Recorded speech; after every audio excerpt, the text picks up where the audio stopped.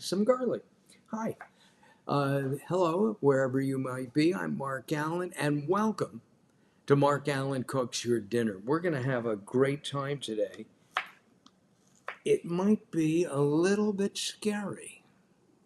In fact, our dish today potentially could be a psychological thriller because the author of Id, a novel, is our guest chef. His name is Kevin Spark, and we go down under. We're going to go to Australia right now, live here on Mark Allen Cooks Your Dinner. Don't go away. This is exciting, folks. We've never gone to Australia before.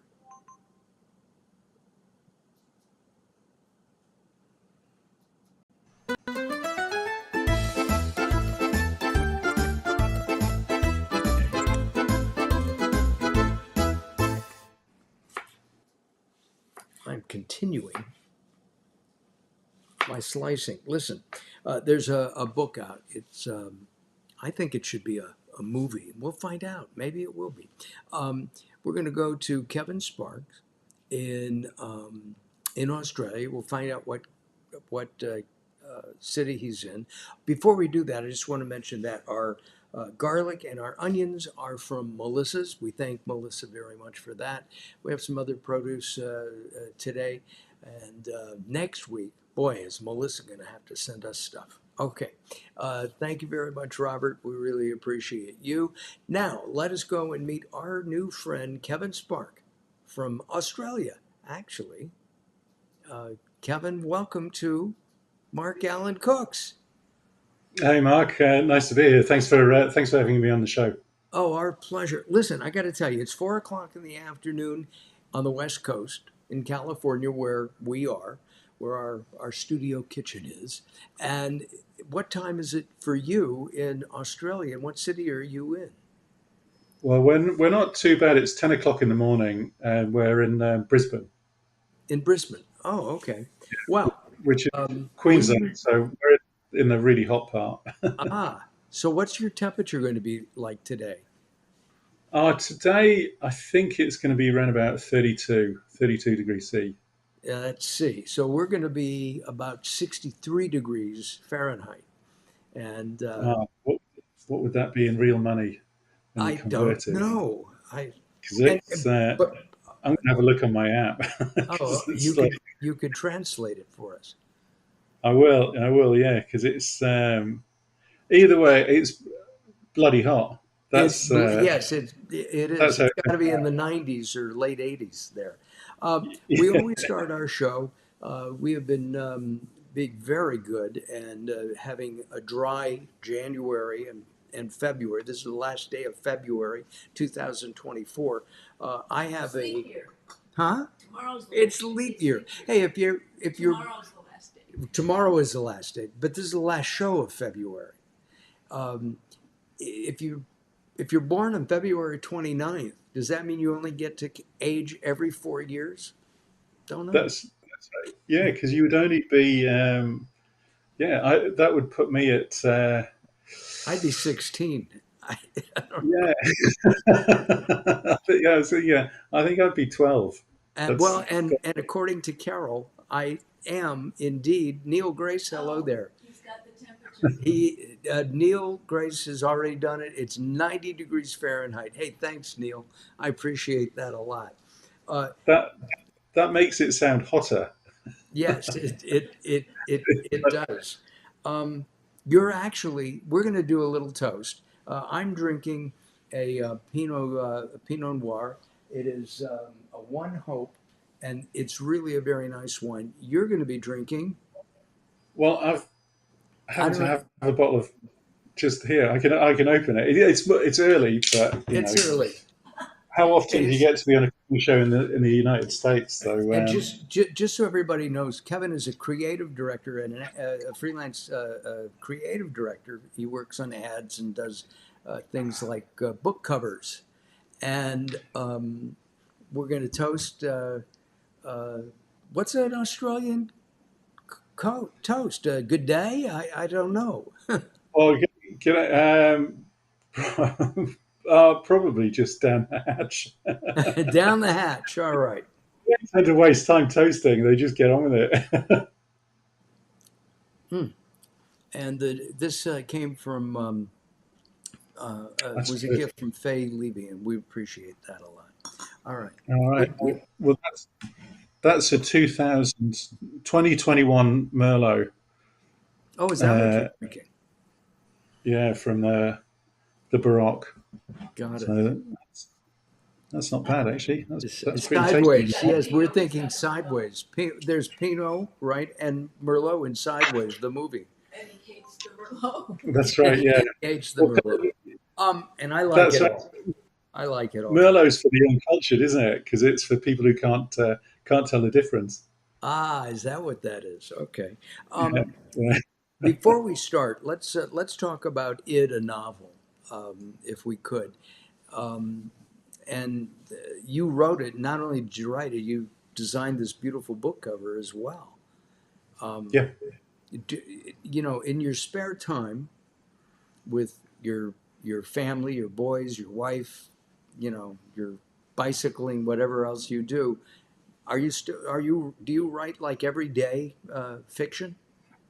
I try to, probably not every day, but I try to be quite disciplined because I think the average book is about, because if you break it down to the most simplest components, like the average book is around about 80,000 words or 90,000 words. Uh, and if you write 1,000 words a day, you'll write a book in about 3 months. It's almost impossible to do that for me anyway. Right, But I think every little step forward is brings you closer to the end. And there are some days where I can get completely lost in it. But I think if you're not if you're not writing, you can lose your own threads and you lose that momentum. So you're not as involved with the characters as normally as you could be right. if you sort of take time off and distance yourself. I tend to look at it in chunks because I'm writing another one at the moment, and I'm about a third, just over a third of the way through, and it's hit a sort of a kind of end Plateau. of no, no, not plateau. It's more of a sort of end of Act One, Got it. because a good story has really got four main components to it. It's got the intro, the the conflict, the resolution, and the conclusion. I think that your next one should be a rom com because that's what I like. Okay, we're going to start cooking now too because you like to cook, and we want to say hi to Howard Sandler. Thank you very much for tuning in. I really do appreciate it. And what is the essence of it about? We're going to find that out, Neil, as we talk about it. Um, and it might be a little bit scary, just like this It's recipe. Okay. Now, this is a recipe that, first of all, I have to just a little background. Um, Kevin is actually from England, met his wife in the Middle East in Israel, and then I guess you immigrated back home. You followed your wife back home to Australia. absolutely. Well, no Australian will ever live in England long term. I don't think because the weather's just so incredibly oppressive and just miserable. When they say about what's the kind of color of England, it is grey. It's just an unpleasant, relentless drizzle. And when you come out to Australia, I think the Australian weather is wasted on the Australians because they don't understand or get the profound difference it makes having a sky that feels actually several miles above your head as opposed to about a couple of meters, which is what it's like in England. So Yeah, after we were in England, and I tasted lots and lots of Indian food, which I love. oh I yeah, dearly love in takeaway form, right? It's takeaway. I'm back here at our stove. I'm going to turn on our stove right now. I'm going to drop in a little bit of olive oil,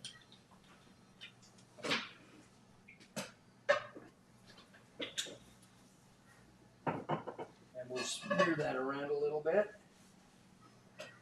and then I'm going to let that heat up.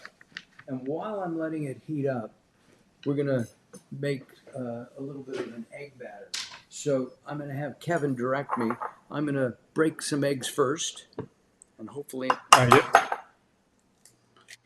And if you're a vegan or vegetarian and you don't eat eggs, there are many egg substitutes, and you can use those. Um, they'll work fine. We're making a fajita, um, Frittata. frittata, frittata, um, uh, a frittata. And my favorite frittata story, Kevin, just so you know, is in a movie with Harrison Ford, where he hosts a morning show and he shows everybody how to make a frittata. I Right? I know I know the movie. He's a very serious news reporter, and ends up on breakfast time TV. Yeah. Yes. And I've never been a I've been an anchor, news anchor, and I'd rather do a morning show and cook. All right, I've got 3 eggs in here. It kind of looks like Mickey Mouse to me. I don't know Oh if you yeah. see that, right? Oh yeah, yeah, yeah, Yeah. yeah. Oh, well, chuck in Right. the milk um, and give them a good. Oh, and the mayonnaise actually. Got it. All right. So the mayonnaise is you won't taste the mayonnaise. All it does is it adds a sort of slightly more creamier texture to eggs. Got it. It's not good for your cholesterol, but it tastes really good. So if you're doing scrambled eggs or just a That's a regular great omelette, idea. whack in just a spoonful of mayonnaise because mayonnaise really is just egg, isn't it? It's just an egg yolk. So you're not really adding anything different, but it does make it nice and creamy. Okay. Now I've got You, that done, but let's go back over here. Our oil or has you'll have to give melted. that a harder whisk, Mark. Yeah, I think it's a bit on high. So I'm going to throw in garlic first. Um, probably the chorizo first. Well, maybe the onion actually. Onion and garlic first. Yeah. All right, onion, and then we'll throw in the garlic. And we changed the recipe just a bit. Carol, can I have a wooden spoon, please? Um, the recipe calls for chorizo, and there are several kinds of chorizo. There's a one that you can buy that's pre-cooked, and that's from Spain. And then you've got raw chorizo, and I'm not a fan of raw chorizo. So I bought a chicken Italian hot sausage link. I approved that, got that approved by Kevin first, as I made a change to his recipe, which will be posted on YouTube at youtube.com/Mark Allen Cooks Your Dinner tomorrow. If you have any thoughts or comments, let us know. We'll talk about the book in just a second. Yeah. So when that starts to sort of brown a little bit, you would add the chorizo actually because the sausage is raw, isn't it, Mark? Yes, so I should throw that Yeah. in maybe now too. Yeah. So Chuck that in now. Yeah. what I did was I put this into little chunks, and I did that. It is in a casing, and this is a chicken.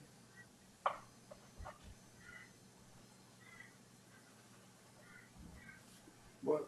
Yeah.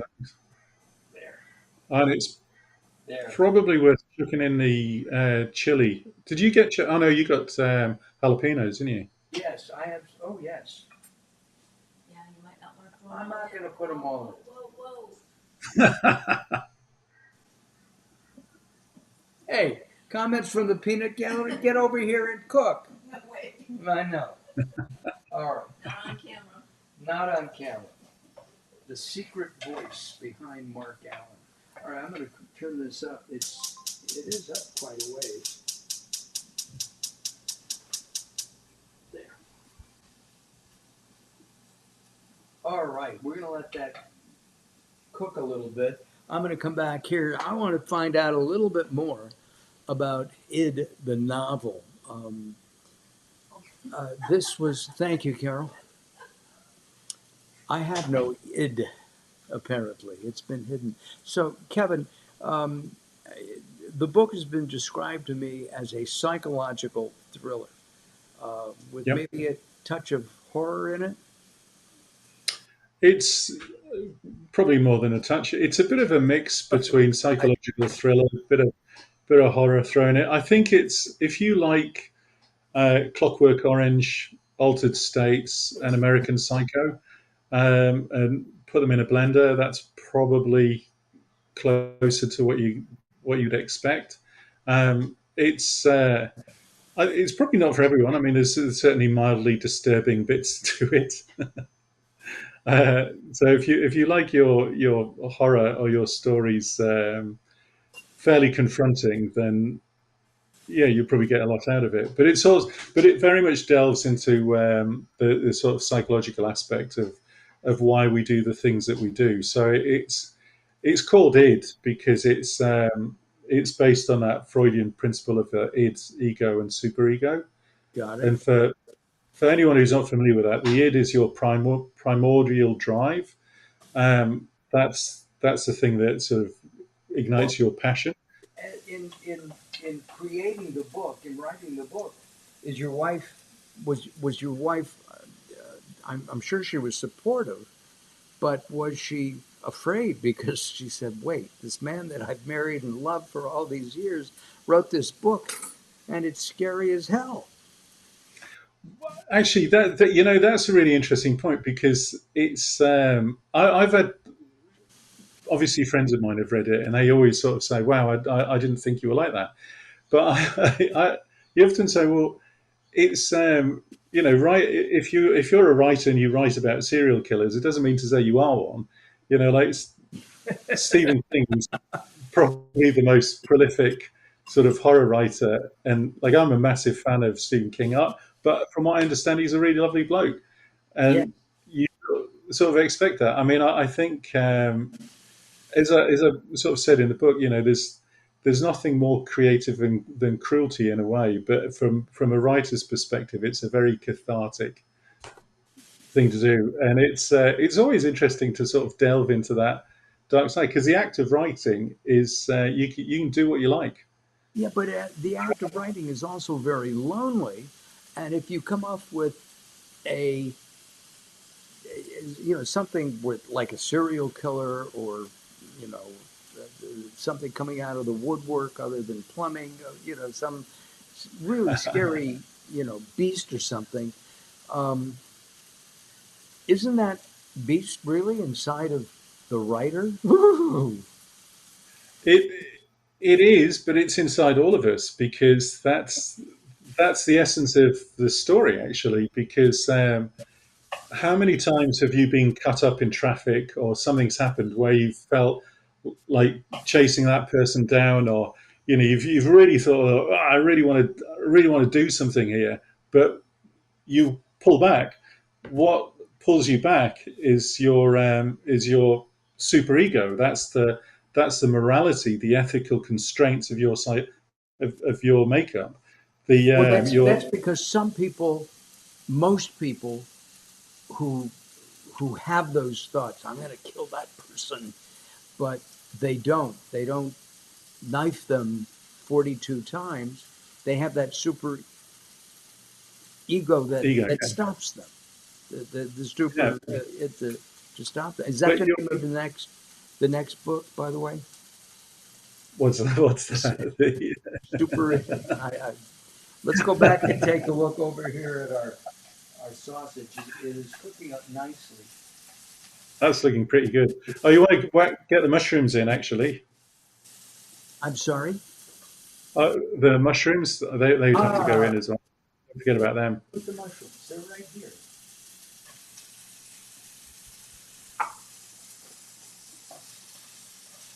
We have tomatoes to go in here.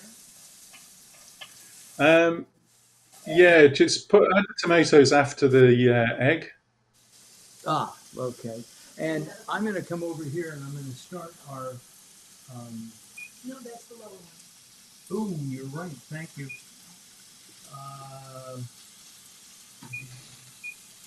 We'll get our oven heated.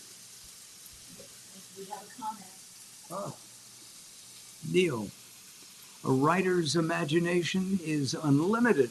It doesn't necessarily reflect the intrinsic makeup of the writer.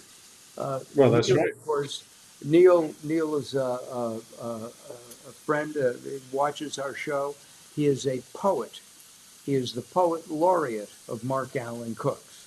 Just you know, you haven't written a poem about us. We could recite the poem each and every week, Neil. All right, let's take a look what we're doing here. This is a dish, So as I said. Um, that's looking pretty good. You might want to start adding the eggs, actually. Mark. all right. Now it's interesting. If you look over here at the eggs, that's the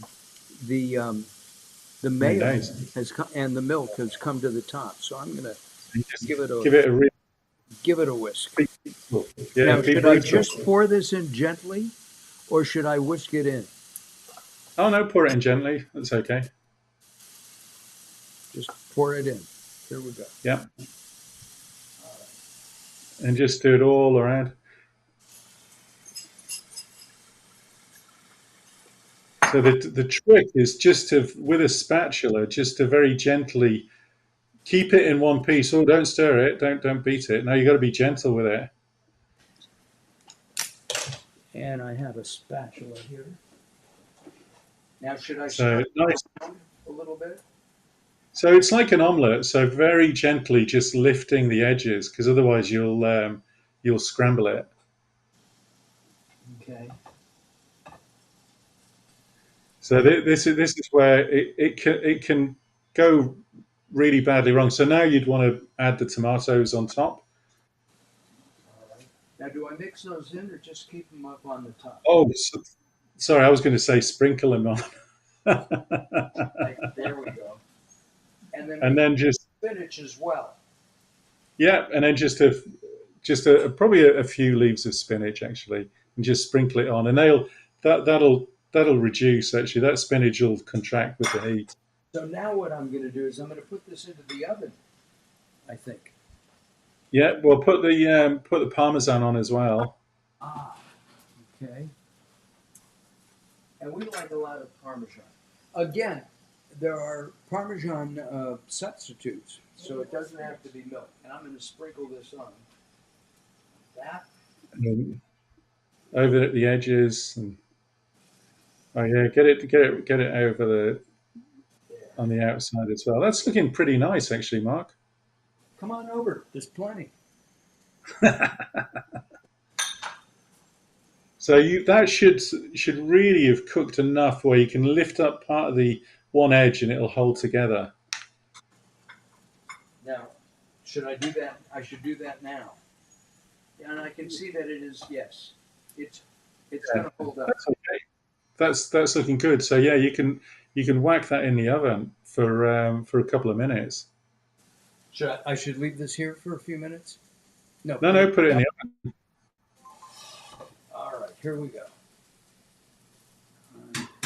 Oven. Now, if you do this at home, be very careful because it's very hot. No, I didn't. Thank you, Carol. And because the handle is going to be super, super hot. Can I put that, Carol, right here on the tile when I take that out? Yeah. Okay. I just want to clean a little bit because I spilled.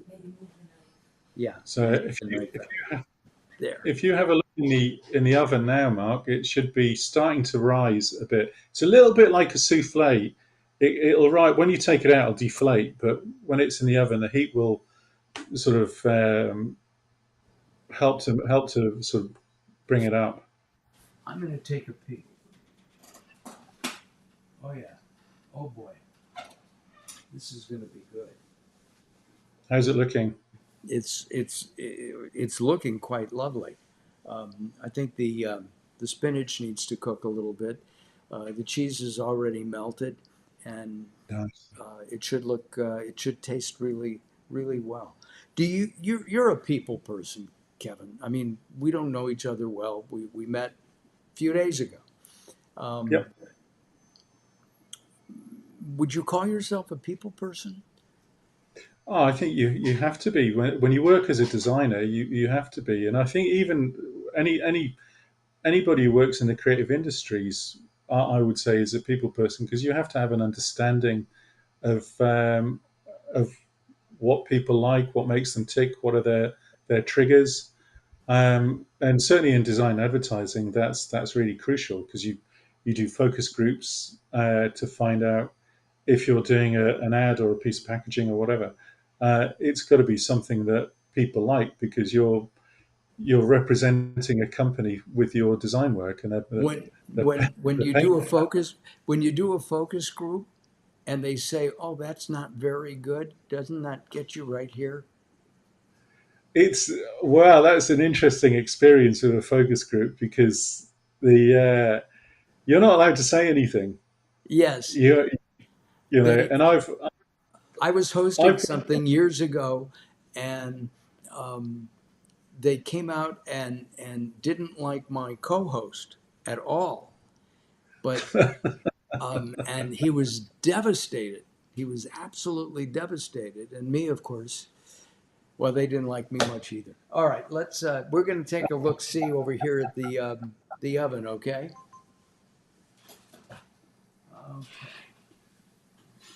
Everything. I think now it's not brown, so it should brown in the next minute or so. Do you find? I find writing. I've written a book. I've started a second. It's very painful for me because I like being with people, but writing is lonely, isn't it? well, well, I don't think it's for everyone. I don't find it lonely because I work from home anyway. But I'm surrounded by all these characters that you get involved with, and you're controlling their lives. So it's not really that lonely. I don't think. It's when And they there's start talking. Do they start talking back to you, Kevin? That your wife and I'll have to, take you to the padded cellar. well, they will argue about the direction I take them in. They have a mind of their own. I think when you construct a good character, that character should really, in part, be in charge of what they want to do because there's stuff what I found when you write is there's if you know the ending and you think, all right, I've got to get character uh, from point A to point B, and to do that, I'll introduce a couple of little plot points. Well, some of those plot points are maybe irrelevant to that character, so it's got to be really. You've got to think, well, would that character really do that? And if they wouldn't, then you've got to allow them to be sort of who they are, really.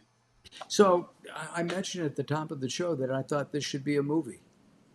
Are we? Yeah, it's well, I'd love it to be a movie. It was actually originally a screenplay, Ah, and it's a long story because it was originally a screenplay and it was picked up by Fox Television, but the deal fell through partly because of lack of management on the production side. Um, and it sort of languished in development, what's euphemistically known as development hell for a while. So once all the rights reverted back to me, I sort of tinkered around with it, and I've had a few sort of not concrete offers, but quite a bit of interest in it. And it was my wife that suggested I write it as a book, um, we're going and to that take was this out. We're going to take this out, Kevin. yep. By the way, Neil said that doing writing like you guys do is gives you a a look at your inner self. This smells amazing. It really does. Take a look at this, folks. Okay. Oh, that's looking It's, good. yes, it's puffed up a little bit. It is Yeah, very hot, so be careful. I'm nice going to. job. Yeah, no, well done. That's it. That's looking. I wouldn't mind a slice of that. That's looking pretty damn good. I was gonna use a real sharp knife, but I don't think I need to. Yeah. All right. Yeah, so that should stay together. You should just be able to sort of ease that out of the pan. Almost like a. Oh yeah. Take it. Oh yeah. Oh, the Yeah, so whole. no, Like, you wanna get a nice wide spatula, you should just be able to ease it out. Here, let me get a bigger plate.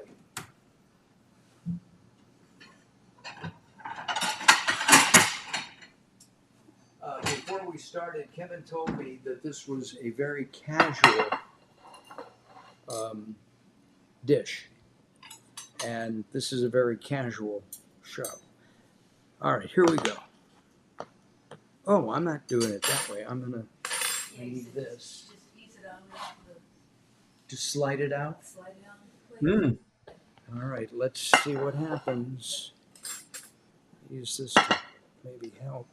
Oh, oh. Oh, you'll need a big spatula just to get underneath it and give it a bit of a. Yes. Yeah. Yeah. Can you?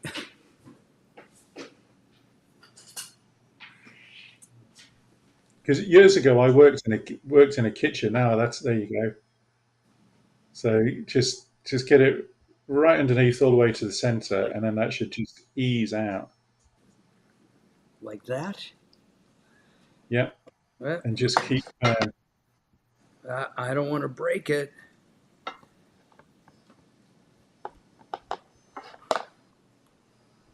Is the whole thing loose? Loosen the whole, all the sides, go all around the pan. Yeah, that it's not that. Okay. Here we go. Let's see what happens. This may be upside down. So just slide half. No.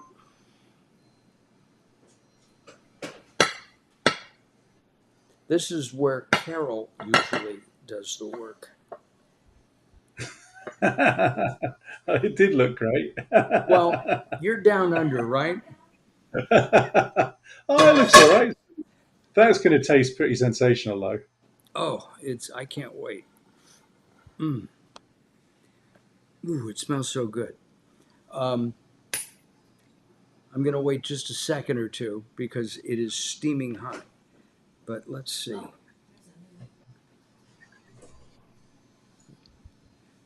Robert Schuler, thank you. It looks great.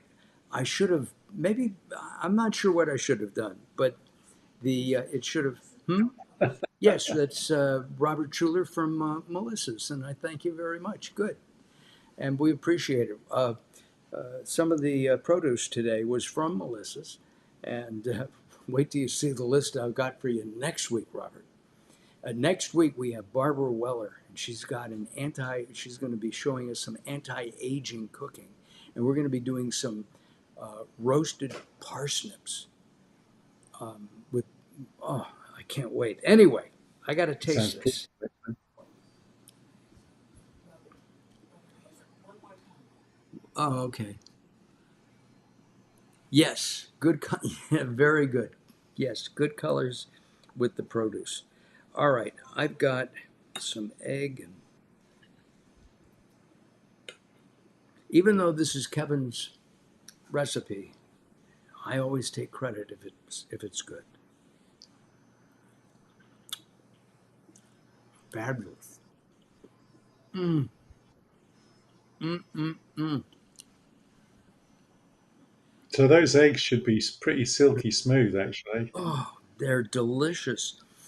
Parsnips, Robert says, are the humble root, and Carol really, really loves parsnips, and I do too. They've got a sweetness to it, and we're going to roast them. Oh, very, very good. All right, this is an easy, easy recipe.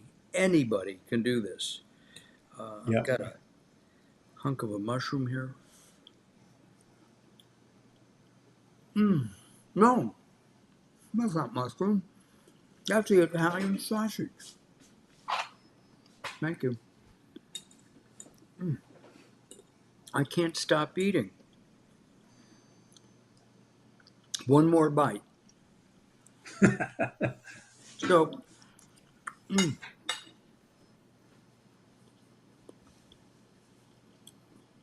This is great. Of course, I turned it upside down. Um, It looked. I don't know, Mike. It looks pretty good. I'm kind of jealous that I'm not there right now. well, you should be. It's quite good. Thank you. Um, you and I talked about English cooking, and you grew up in England, and you worked in kitchens, going through university. Yep. Will you come back and do a an English dish with us? Let me Oh, rephrase that. A tasty English dish, because you told me that English food is underappreciated. well, it's it's a good way of putting it. Um, I think there's a lot. Well, there are tasty English foods. But the best stuff is things like fish and chips. But I reckon to do a full English breakfast is a real knack to that. That's a real skill, which is bacon, eggs, mushroom, sausage, and beans, and getting them out so they're all hot at the same time is quite a skill. You know what's my favorite part of fish and chips? The pickled onion. Oh yeah, Right? You have to have the pickled onion. And yeah, yeah. yes, Chef Kevin has given us a great breakfast, but this is also something that could be uh, um, eaten Evening meal. at an evening meal. It really is. Kevin, thank you very much. I'm going to put you in the green room. Don't go away. Um, thank you for watching, everybody. We really appreciate all your comments. Um, Over the next couple of weeks, we know we'll have many more comments. This last month and a half, we've had almost 20,000 downloads of our shows, and we just we're humbled by that. Listen, thank you very much. Next week, Barbara Weller is going to join us, and I cannot wait, because besides being a beautiful woman inside and out, she's going to share some really great vegetarian uh, dishes with us. We're going to be doing two dishes, and parsnips are at the top. Thank you very much for watching, Carol. As always, thank you. We'll see you next time. Bye bye for now.